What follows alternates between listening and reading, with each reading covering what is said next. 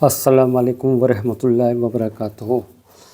اللہ تعالیٰ نے اپنے حبیب حضرت محمد صلی اللہ علیہ وسلم کو اپنے پاس بلا کر کے نماز کا حکم کرا ہے۔ اتنی نماز کی اہمیت ہے، یعنی اللہ تعالیٰ نے اور احکام وہیں سے نازل کر دیے، روزہ، زکوٰۃ، حج، خیرات اور بھی دنیا کی ساری چیزیں جو ہے وہیں سے، لیکن نماز کے لیے خاص طور سے اپنے پاس بلایا۔ اور اللہ تعالیٰ نے 50 نمازوں کا حکم کرا کہ 50 نماز آپ کی امت 50 نماز پڑھے۔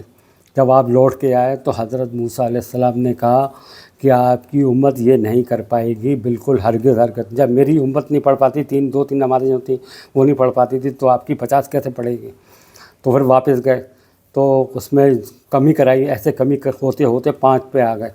آخر کار ہم بے شرموں بے حیاؤں سے 5 بھی نہیں پڑھی جا رہی ہیں۔ ایک نماز میں اگر مان لیں 10 منٹ لگتے ہیں، 15 منٹ لگتے ہیں، تو اللہ تعالیٰ صرف 24 گھنٹے میں 1 گھنٹہ چاہیے اللہ کو، باقی 23 گھنٹے تو ہمارے پاس ہیں۔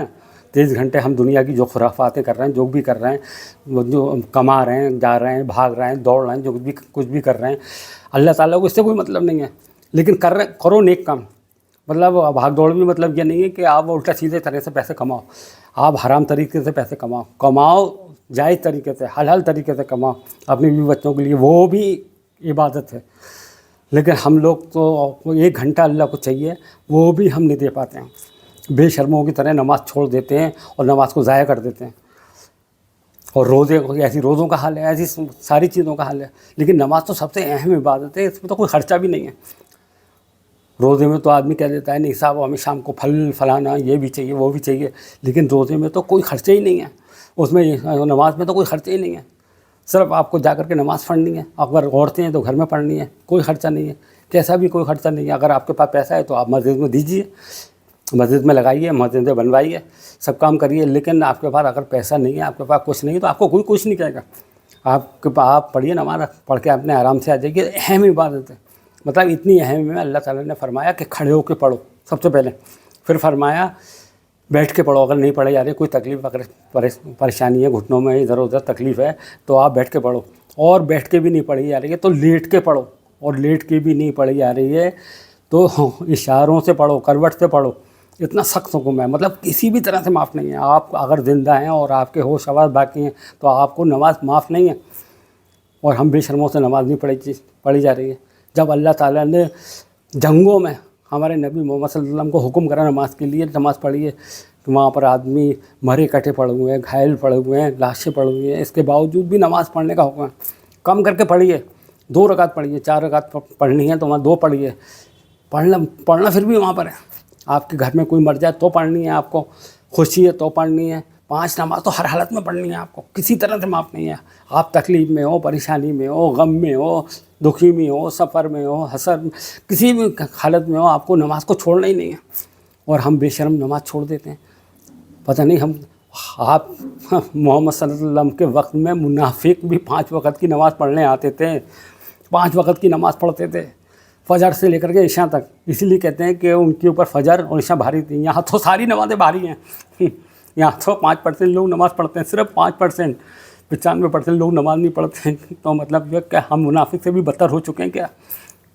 تو اسی لیے اللہ کا عذاب چاروں طرف سے آ رہا ہے، چاروں طرف سے اس وقت۔ اور ہمارے نبی محمد صلی اللہ علیہ وسلم کی حدیث بھی ہے کہ ساری قومیں ایسے ٹوٹیں گی جیسے بھوکا کھانے پہ ٹوٹتا ہے۔ صحابہ نے پوچھا یا رسول اللہ ایسا کیوں ہوگا؟ کہ تمہارے اندر وہن ڈال دیا جائے گا، دنیا سے محبت اور موت سے ڈر، وہ ہم لوگوں کے اندر ہے۔ ہم دنیا کے پیچھے بھاگ رہے ہیں، دنیا کے کمانے کے لیے، اس کے لیے، فلانے کے لیے، یہ بھی کر لوں، وہ بھی کر لوں، یہ بھی خرید لوں، وہ بھی خرید لوں، اور جب کہ سب فنا ہونے والا ہے۔ بھائی کمانا منع نہیں ہے، بچوں کو پالنا بھی یہ بھی عبادت ہے، لیکن ہم لوگ تو بالکل اس کے چکر میں ہم بالکل ہی چھوڑ دیتے ہیں، نماز ہی چھوڑ دیتے ہیں، روزہ چھوڑ دیتے ہیں۔ ہم سمجھ میں نہیں آتا ہم کس طرح کے مسلمان ہیں۔ مسلمان بھی ہم باقی بچے نہیں بچے، نماز چھوڑنے والے۔ اور ہمارے نبی محمد صلی اللہ علیہ وسلم کی حدیث ہے ایمان اور کفر کے بیچ کی جو کوئی چیز ہے تو نماز ہے۔ مسلمان نماز پڑھتا ہے، کافر نماز نہیں پڑھتا ہے، تو یہ بات ہمیں سمجھ میں نہیں آ رہی۔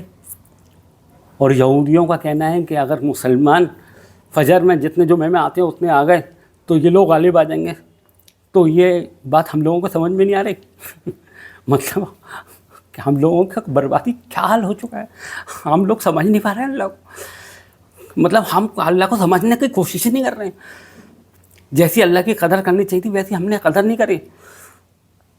ہم اللہ کو بھول چکے ہیں.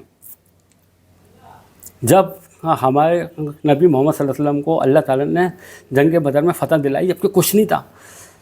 313 میں صرف 70 اونٹ تھے اور 2 گھوڑے تھے. مطلب ایک ایک اونٹ پہ کئی آدمی لدے ہوئے تھے. کچھ سامان نہیں تھا لڑنے کے لیے, کچھ سامان نہیں تھا. وہ کچھ مطلب اور جو دشمن فوج تھی اس کے پاس سارا سامان تھا دنیا بھر کا, پورے لوہے سے لدے ہوئے تھے. پھر بھی ہمارے نبی محمد صلی اللہ علیہ وسلم کو اللہ نے فتح دلا دی. اور یہی اس کے بعد میں غزوہ حنین کے اندر جب مسلمانوں کی تعداد زیادہ ہو گئی تو ہمارے صحابوں کے دماغ میں کیا کہہ رہے ہماری تعداد تو زیادہ ہے, ہم تو بازی مار لیں گے حل. اللہ تعالیٰ کو برا لگا. اللہ تعالیٰ نے پورا نقشہ ہی پلٹ دیا. اللہ تعالیٰ نے شرارہ بکھیر دیا وہاں پر. اللہ تعالیٰ نے کیا تم نے کیا سوچا تھا تمہاری تعداد تم تعداد سے نہیں میری اس سے جیتو گے, میرے فضل سے جیتو گے, میرے کرم سے جیتو گے. تمہاری تعداد کچھ کام نہیں آئے گی تمہارے. تم یہ مت سوچو تمہاری تعداد زیادہ ہے کہ تم جیت جاؤ گے. تم میرے فضل سے, میرے کرم سے, میرے حکم سے جیتو گے. اس لیے مجھے یاد کرو, اٹھتے بیٹھتے لیٹتے مجھے یاد کرو. جتانے والا میں ہی ہوں, کامیابی دلانا والا میں ہی ہوں. لیکن ہم سب بھول گئے. ہم لوگوں کو کیونکہ ہم نے قرآن نہیں پڑھا. قرآن کو تو ہم نے تکیہ بنا دیا. تکیہ بنانے کا مطلب ہے پیٹھ پیچھے ڈال دیا. دنیا کی کتابوں کو لیا ہے ان کو پڑھ رہے ہیں الٹا سیدھا.